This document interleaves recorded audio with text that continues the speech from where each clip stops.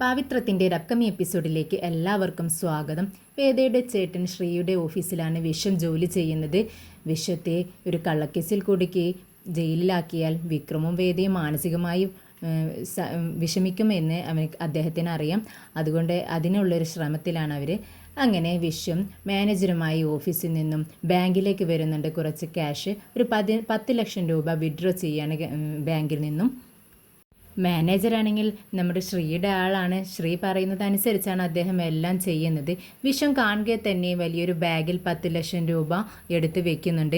എന്നിട്ട് അത് ലോക്കിട്ട് വെക്കുകയാണ്. എന്നിട്ട് ശ്രീയുടെ കയ്യിൽ കൊടുക്കുന്നുണ്ട്. എന്നിട്ട് പറയുന്നുണ്ട്, ഇത് കൊണ്ടുപോയി നിങ്ങൾ സാറിൻ്റെ അടുത്ത് കൊടുക്കൂ എന്ന് പറയാണ്.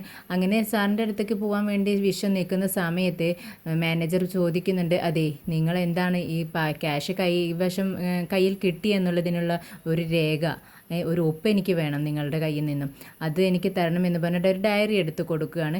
ഓക്കെ സാർ, ഞാൻ ഒപ്പിട്ട് തരാമെന്ന് പറഞ്ഞുകൊണ്ട് ഒരു ടേബിളിനടുത്തേക്ക് നീക്കിയാണ്. കയ്യിലുള്ള ബാഗ് അവിടെ ടേബിളിൽ വെച്ചിട്ട് പറയുന്നുണ്ട്, സാർ ഇതൊന്ന് നോക്കണേ, ഞാൻ ഈ ഒപ്പൊന്നിട്ടിട്ട് തരാം എന്ന് പറഞ്ഞുകൊണ്ട് തിരിഞ്ഞു നിന്ന് ഒപ്പിടുന്ന സമയത്ത് ഇദ്ദേഹം ഈ ബാഗ് മാറ്റുകയാണ്. വേറൊരു ബാഗ് അങ്ങോട്ടേക്ക് വെച്ചിട്ട് ഈ ക്യാഷുള്ള ബാഗ് അവിടെ നിന്നും മാറ്റുന്നു. പക്ഷേ നമ്മുടെ വിശ്വം ഇതൊന്നും അറിയുന്നില്ല.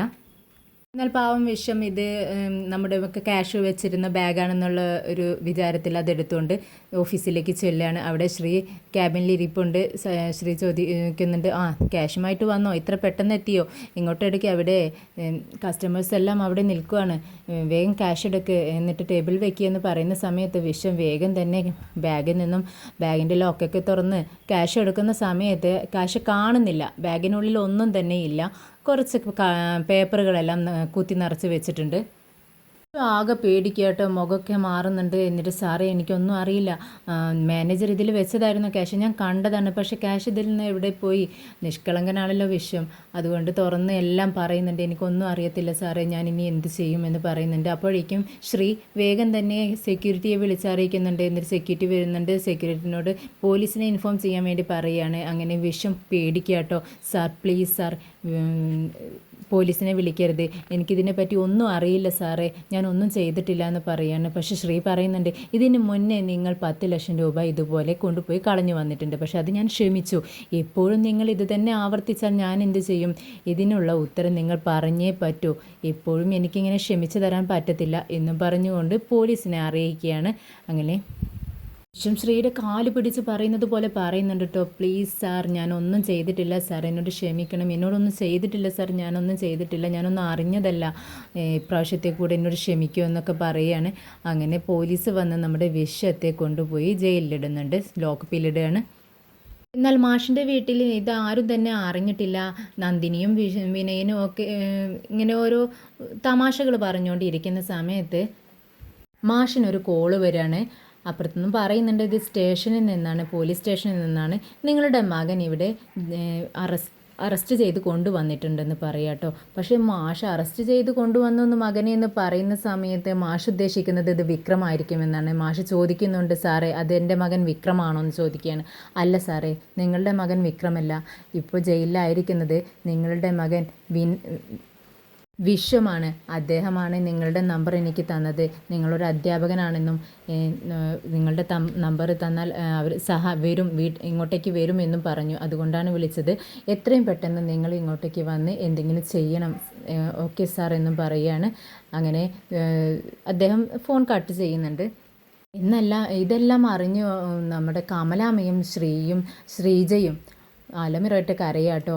എൻ്റെ ചേട്ടൻ ഇങ്ങനെയൊന്നും ചെയ്യത്തില്ല, എൻ്റെ ചേട്ടൻ പാവമാണ്, ഒരു ഉറുമ്പിനെ പോലും നോവിക്കത്തില്ല, എന്നിട്ടാണോ 10 ലക്ഷം രൂപ കട്ടെടുത്തും പറഞ്ഞ് എൻ്റെ ചേട്ടനെ അറസ്റ്റ് ചെയ്തിരിക്കണേ എന്നൊക്കെ പറഞ്ഞുകൊണ്ട് കരഞ്ഞുകൊണ്ടിരിക്കുകയാണ്. എന്നാൽ മാഷ് പറയുന്നുണ്ട്, നിങ്ങളിങ്ങനെ ടെൻഷൻ അടിക്കാതിരിക്കും, ഞാനൊന്ന് പോയി അന്വേഷിച്ചിട്ട് വരട്ടെ, എടാ വിനായക നീ ഇങ്ങോട്ട് വാ, നമുക്ക് 2 പേർക്കും കൂടെ പോവാം എന്ന് പറയുകയാണ്. അപ്പോൾ ശ്രീജ പറയുന്നുണ്ട്, അച്ഛാ ഞാനും കൂടെ വരാം, എനിക്ക് അദ്ദേഹത്തെ കാണണം എന്ന് പറഞ്ഞ് വാശി പിടിക്കുന്ന സമയത്ത് മാഷ് പറയുന്നുണ്ട്, വേണ്ട മോളെ, സ്ത്രീകൾ അങ്ങോട്ടേക്ക് വരാൻ പറ്റുന്നൊരു ടൈമല്ല ഇത്, അങ്ങോട്ടേക്ക് വരണ്ട, അതിന് പറ്റിയൊരു സാഹചര്യമല്ല, ഞാൻ ചെന്ന് അന്വേഷിക്കട്ടെ, എന്താ സംഭവമെന്ന് അറിയട്ടെ, നമ്മുടെ മോൻ അതൊന്നും ചെയ്യത്തില്ലെന്ന് എനിക്കറിയാലോ, ഞാൻ ചെന്ന് അന്വേഷിച്ചിട്ട് വരാം, വിനയനുണ്ടല്ലോ ഒപ്പം എന്ന് പറഞ്ഞുകൊണ്ട് അവർ പോവാനായി റെഡിയാവുകയാണ്. അപ്പോഴേക്കും നമ്മുടെ നന്ദിനി വിക്രമിനെ വിളിക്കുന്നുണ്ട് കേട്ടോ. വിക്രമാണെങ്കിൽ ഫ്രണ്ട്സിനോടൊപ്പം വർക്ക്ഷോപ്പിൽ ഇങ്ങനെ ഓരോ തമാശകളൊക്കെ പറഞ്ഞുകൊണ്ട് ഇങ്ങനെ ക്യാരംസ് കളിച്ചുകൊണ്ടിരിക്കുകയാണ്. ഇതേ സമയമാണ് നന്ദിനി ശ്രീജ വിളിക്കുന്നത്. ശ്രീജ കരഞ്ഞുകൊണ്ടാണ് കോൾ ചെയ്യുന്നത്. വിക്രമാണെങ്കിൽ ചേച്ചിയുടെ കോൾ കണ്ടിട്ട് നല്ല സന്തോഷത്തോടെ ചേച്ചി എന്താ ചേച്ചി ചേച്ചി എന്നെ ഇങ്ങനെ വിളിക്കാറൊന്നുമില്ലല്ലോ, ഇന്ന് എന്ത് പറ്റിയെന്ന് ചോദിക്കുന്ന സമയത്ത് അപ്പുറത്തൊന്നും കരയാട്ടോ ശ്രീജ. ഇത് കേട്ട് വിക്രം ആകെ ടെൻഷനായിട്ട് ചോദിക്കുന്നത്, എന്തിനാ ചേച്ചി കരയുന്നത്, കാര്യം പറയൂ ചേച്ചി എന്താന്ന് ചോദിക്കുകയാണ്. ഇതേസമയം ശ്രീജ പറയുന്നുണ്ട്, വിക്രം നിൻ്റെ ചേട്ടനെ പോലീസുകാർ അറസ്റ്റ് ചെയ്തിരിക്കണോ, എന്താന്ന് 10 ലക്ഷം രൂപ എടുത്തു എന്ന് പറഞ്ഞാണ് അറസ്റ്റ് ചെയ്തിരിക്കുന്നത്. എൻ്റെ ചേട്ടനെ നിനക്കറിയത്തില്ലേ, ഒരു ഉറുമ്പിനെ പോലും നോവിക്കാത്ത ചേട്ടനാണ്, നിനക്കറിയാലോ, ഇത് കള്ളക്കേസാണ്. എനിക്ക് എൻ്റെ ചേട്ടനെ പെട്ടെന്ന് തന്നെ ഇങ്ങോട്ട് ഇറക്കി കൊണ്ടുവരണം. അച്ഛനും വിനയനും പോയിട്ടുണ്ട്, പക്ഷേ നീ കൂടെ എത്രയും പെട്ടെന്ന് അങ്ങോട്ടേക്ക് ചെല്ലണം, എങ്കിലും എന്തെങ്കിലുമൊക്കെ ചെയ്യാൻ പറ്റുമോ പ്ലീസ് വിക്രം എന്നൊക്കെ പറയാണ്. അപ്പോഴേക്കും വിക്രം പറയുന്നുണ്ട്, എന്താ ചേച്ചി പറയുന്നത്, നമ്മുടെ ചേട്ടന് അതും വിശ്വേട്ടൻ ക്യാഷ് എടുത്ത് എന്ന് പറഞ്ഞിട്ട് അറസ്റ്റ് ചെയ്തിരിക്കുക, അത് അവരെന്തോ കള്ളക്കളി കളിച്ചിരിക്കുകയാണ്, അത് ആ ഓഫീസിലുള്ളവർ ആരെങ്കിലും തന്നെ മാറ്റി നമ്മുടെ ചേട്ടനാണെന്ന് പറഞ്ഞതായിരിക്കും. എന്തായാലും ഞാനൊന്ന് ചെന്ന് അന്വേഷിക്കണം ചേച്ചി, ടെൻഷൻ ആവാതിരിക്കുക ചേച്ചി, സമാധാനത്തോടെ ഇരിക്കും, ഞാൻ പോയിട്ട് വിളിക്കാം എന്ന് പറഞ്ഞുകൊണ്ട് അവിടെ നിന്ന് ഇറങ്ങുകയാണ്. അപ്പോഴേക്കും രാജേട്ടനും അനിയൻകുട്ടനൊക്കെ ഓടി വരുന്നുണ്ട് കേട്ടോ ഇതറിഞ്ഞുകൊണ്ട്. എന്നിട്ട് പറയുന്നുണ്ട്, ഞങ്ങളും കൂടെ വരാമെന്ന് പറയുകയാണ്. അപ്പോൾ വിക്രം പറയുന്നുണ്ട്, വേണ്ട ഞാൻ ചെന്ന് ഒറ്റയ്ക്ക് മതി, നമ്മളെല്ലാവരും കൂടെ പോലീസുകാർ കണ്ടാൽ പിന്നെ അതിനായിരിക്കും പ്രശ്നം, എന്തിനാ ഏതിനാ എന്നൊക്കെ പറഞ്ഞ് അതിന്മേലായിരിക്കും പിന്നെ പ്രശ്നം ഉണ്ടാക്കുന്നത്. ഞാൻ തനിയെ ചെന്നൊന്ന് അന്വേഷിച്ചിട്ട് വരാം, നിങ്ങളിവിടെ ഇരിക്കുക, എന്തെങ്കിലും ആവശ്യമുണ്ടെങ്കിൽ നിങ്ങളെ ഞാൻ വിളിക്കാം എന്ന് പറഞ്ഞുകൊണ്ട് വിക്രം അവിടെ നിന്നും പോകുന്നുണ്ട്.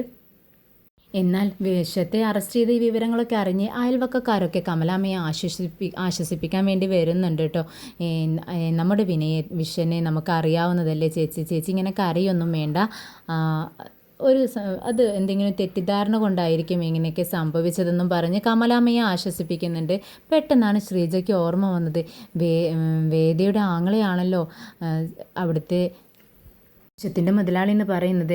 അപ്പോൾ വേദിയോട് പോയി സംസാരിക്കാം ഇതിനെ പറ്റിയെന്ന് പറഞ്ഞ് ഇങ്ങനെ ഇരിക്കുന്ന സമയത്ത് കമലാമ്മ ദേഷ്യപ്പെടുക കേട്ടോ. ഇവളുണ്ടല്ലോ, ഇവിടെ എന്ന് കാല് കുത്തിയോ അന്ന് മുതൽ നമ്മുടെ കുടുംബത്തിൻ്റെ നാശം തുടങ്ങിയതാ. ഓരോരുത്തരായി ജയിലിലാവുന്നു, എൻ്റെ മക്കൾക്കെല്ലാം ദോഷമാണ് ഇപ്പോൾ, ദോഷം ഇവളുടെ കാലിൻ്റെ കാരണമാണ്, ഇവിടെ കാല് കുത്തിയത് അന്ന് മുതൽ തുടങ്ങിയതായി നാശം എന്നൊക്കെ പറഞ്ഞ് ഇങ്ങനെ വേദിയെ വഴക്ക് പറഞ്ഞുകൊണ്ടിരിക്കുകയാണ്. വേദിയാണെങ്കിൽ ഇതൊന്നും മൈൻഡ് ചെയ്യുന്നില്ല, അമ്മയുടെ വിഷമം കൊണ്ടാണ് ഇത് പറയുന്നത് എന്ന് മാത്രമേ അവൾ ചിന്തിക്കുന്നുള്ളൂ. എന്നാൽ ശ്രീജ വേഗം തന്നെ വേദിയുടെ അടുത്തേക്ക് വന്നിട്ട് പറയുന്നുണ്ട്, വേദേ നിൻ്റെ ചേട്ടൻ്റെ ഓഫീസിലാണ് എൻ്റെ വിശ്വേട്ടൻ വർക്ക് ചെയ്യുന്നത്. ഇത് കേട്ടതും നമ്മുടെ കമലാമ്മ ഞെട്ടി അവിടെ നിന്ന് എഴുന്നേൽക്കുക കേട്ടോ. എന്തേ ശ്രീജ നീ പറഞ്ഞത്, ഇവളുടെ ചേട്ടൻ്റെ കമ്പനിയിലാണ് നമ്മുടെ വിശ്വം ജോലി ചെയ്യുന്നതെന്നോ, എന്നിട്ട് ഇത്രയും കാലമായിട്ട് എന്താ നീ എന്നോട് ഇത് പറയാതിരുന്നത് പറയാണ്. പക്ഷേ ശ്രീജയ്ക്ക് എന്താ പറയേണ്ടതെന്ന് അറിയുന്നില്ല. ഇത് ആരോടും പറയാതെ മറച്ചു വെച്ച കാര്യമായിരുന്നു. വിശ്വം ആരോടും പറയരുത് വീട്ടിലെന്ന് പറഞ്ഞതുകൊണ്ട് ശ്രീജ ആരോടും പറഞ്ഞിട്ടുണ്ടായിരുന്നില്ല. എന്ന വേദ പറയുന്നുണ്ട്, ചേച്ചി ഞാനിപ്പോൾ എന്താ ചെയ്യുക എന്ന് ചോദിച്ചുകൊണ്ട് ശ്രീജയെ നോക്കിക്കൊണ്ട് നിൽക്കുകയാണ്.